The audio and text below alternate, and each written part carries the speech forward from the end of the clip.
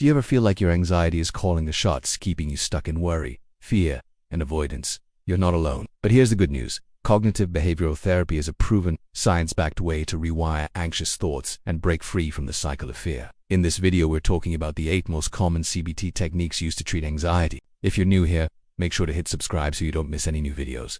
Let's jump right into it. If you suffer from an anxiety disorder such as generalized anxiety disorder, social anxiety, panic disorder, or a phobia, then you may have heard of a type of therapy called cognitive behavioral therapy, or CBT is actually one of the most effective treatments for anxiety disorders and other mental health conditions. And the best part is that many of these techniques can be used outside of therapy to help you manage your anxiety on your own. So what exactly does CBT teach us? Well, there are several key components of CBT for anxiety. First, psychoeducation. You learn how anxiety works, how the fight-flight-freeze response was designed to keep you safe, and how it can keep you safe today. You'll learn that anxiety itself is not dangerous, even though it feels like it is. It's just a false alarm. Next, you learn cognitive restructuring, or how to change your thoughts. You learn to identify your negative automatic thoughts, such as "I'll fail, something bad will happen."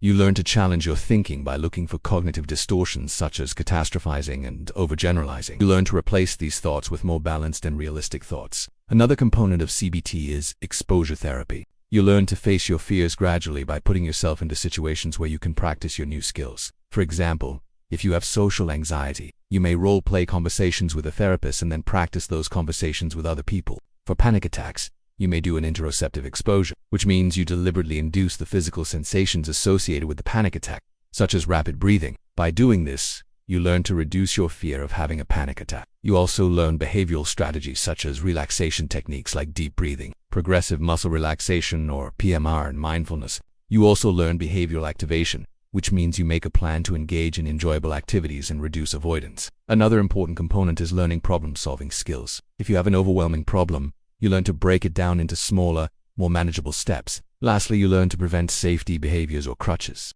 These are things that you do to reduce your anxiety that may feel helpful in the moment, but in the long run they prevent you from learning how to experience anxiety in a healthy way. Some examples of safety behaviors are always carrying your medication with you, so you can take it whenever you feel anxious, avoiding eye contact, or making someone else responsible for everything. Now let's talk about some of the most common CBT techniques for anxiety. There are many, but here are 8 of the most common. Number 1. Thought records. Thought records help you to write down your anxious thoughts and evaluate the thoughts for accuracy. This can help you to identify your negative automatic thoughts and challenge your thinking errors. Number 2. Worry time. With worry time, you schedule a short period of time each day to worry. This helps to contain your anxiety and prevent it from taking over your entire day. Number 3. Behavioral experiments. Behavioral experiments allow you to test out your predictions. For example, if you have social anxiety, you may say, "I'm worried that people will laugh at me if I speak up in group settings." So you may do a behavioral experiment where you speak up and then notice what happens. Do people laugh or do they listen? Number 4.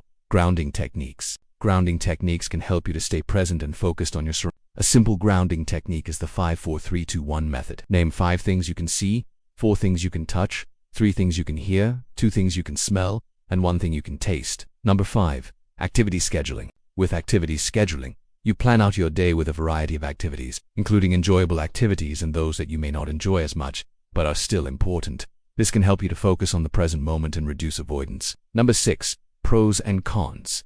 The pros and cons exercise can help you to weigh the benefits and drawbacks of a decision. For example, if you're struggling with whether or not to go to a party, you may write down the pros and cons of going to the party. Number 7. Role-playing. Role-playing is a technique that you can use to practice conversation skills. This can be especially helpful for people with social anxiety disorder. Number 8. Self-monitoring involves keeping track of your thoughts, feelings, and behaviors. This can help you to identify patterns and triggers. For example, if you're keeping track of your mood throughout the day, you may notice that your anxiety increases when you haven't had enough sleep. So how effective is CBT for anxiety? Well, research shows that CBT is an effective treatment for anxiety disorders, with a success rate of around 50 to 75%. It works best when it's used in combination with mindfulness, medication, if needed, and lifestyle changes, such as exercise, sleep, and caffeine reduction. If you found this video helpful, please leave a like and share it with others. Thanks for watching and take care.